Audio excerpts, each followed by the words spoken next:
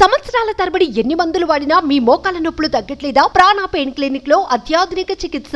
నమస్తే, welcome to Suman TV. భర్త చనిపోయిన తర్వాత కూడా భార్య గర్భం దాల్చే అవకాశం ఎంతవరకు ఉంటుంది? ఇలా చేసే అవకాశం కూడా ఉంటుందా? ఈ విషయంపై స్పందించేందుకు మనతో పాటు లైవ్ కాల్లోని సిద్ధంగా ఉన్నారు ఇన్ఫెర్టిలిటీ స్పెషలిస్ట్ డాక్టర్ ఫజిల్ గారు. మ్యామ్ నమస్తే. హలో సుజిత. మ్యామ్, మీకు విషయం తెలిసే ఉంటుంది. వెస్ట్ బెంగాల్లోనే ఒక మహిళ తన భర్త చనిపోయిన తర్వాత అతని నుంచి వీర్యాన్ని సేకరించి బిడ్డను కనడం అనేది జరిగింది. అయితే భార్య భర్తలు బాగుండేటప్పుడు భర్త నుంచి వీర్యాన్ని సేకరించి భార్య గర్భం ధరించడం అనేది టెస్ట్ ట్యూబ్ బేబీగా మనకు తెలుసు. అయితే భర్త చనిపోయిన తర్వాత కూడా అతని నుంచి వీర్యాన్ని సేకరించి ప్రెగ్నెంట్ అయ్యే అవకాశం ఎంతవరకు ఉంటుంది? సో యాక్చువల్లీ ఏమైందంటే వాళ్ళు ఒక 3-4 years బ్యాక్ ఐవీఎఫ్ బేబీ కోసం వచ్చారు.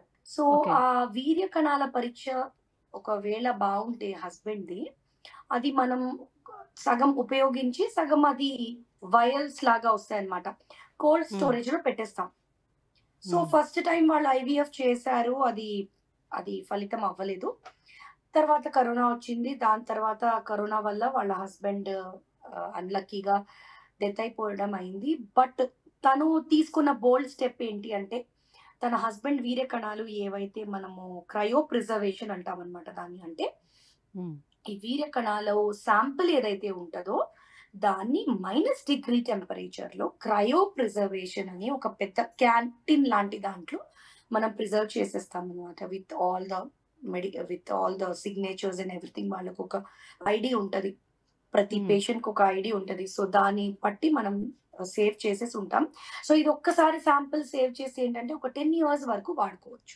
అంటే చనిపోయిన తర్వాత వీర్యాన్ని సేకరించారా, లేకపోతే బిఫోరే వాళ్ళు ఆ వీర్యాన్ని తీసి స్టోర్ చేసుకున్నారా?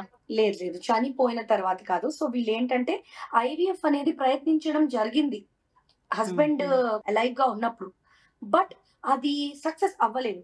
సో ఆ టైంలో ఏదైతే స్పర్మ్స్ ఏవైతే ప్రిజర్వ్ చేసుకున్నారో అవి ఆల్మోస్ట్ నెక్స్ట్ 10 years వరకు అవి ఉంటాయి, ఆ వీర్య కణాలు. అలానే ఎంబ్రియోస్ కూడా ఒకసారి ఫామ్ అయిన పిండం కూడా ఉంటది. అంటే భార్య ఒక ఎగ్స్ ని, భర్త ఒక స్పర్మ్స్ ని రెండింటిని కలిపేసిన తర్వాత ఎంబ్రియో వస్తుంది కదా, అది కూడా దాచిపెడితే అది కూడా ఒక 10 years వరకు ఉంటది. So that is called as banking of the sperms and banking of the eggs.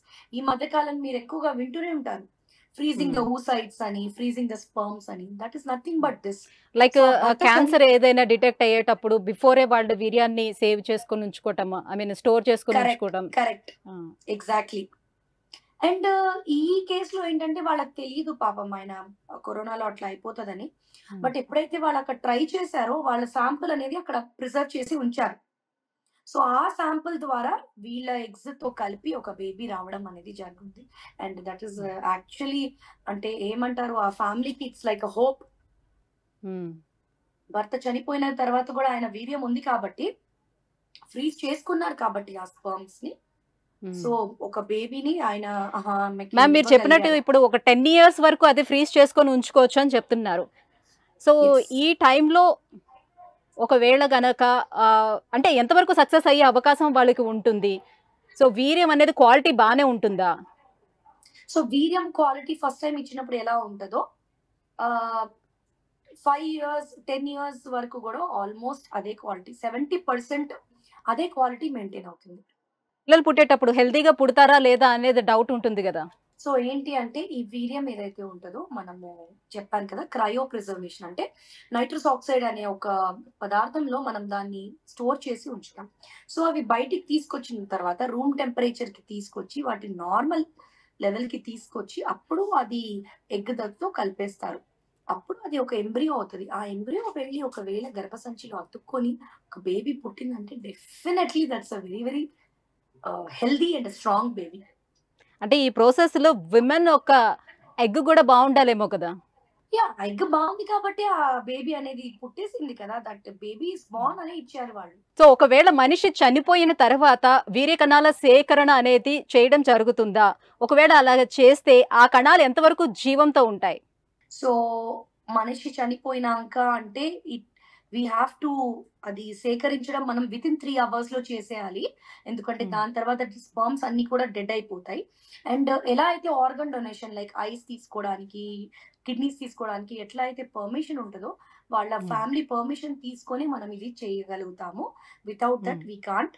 And same thing ఎట్లా అంటే ఒక తీసుకున్న 3 అవర్స్ వితిన్ 3 అవర్స్ లో తర్వాత కూడా 50% ఛాన్స్ ఆఫ్ సర్వైవలే ఉంటది ఆ స్పర్మ్స్ కి మాత్రం. ఎందుకంటే డైరెక్ట్ గా మనము ఈ కణాలు అనేది టెస్టిస్ నుంచి తీస్తున్నాం కాబట్టి so you will have 50% chance only for them to be alive. అంటే ఆ వీర్యం ఆ కణాలు ఎంతవరకు జీవం ఉండే అవకాశం ఉంటుంది వాళ్ళకి అని?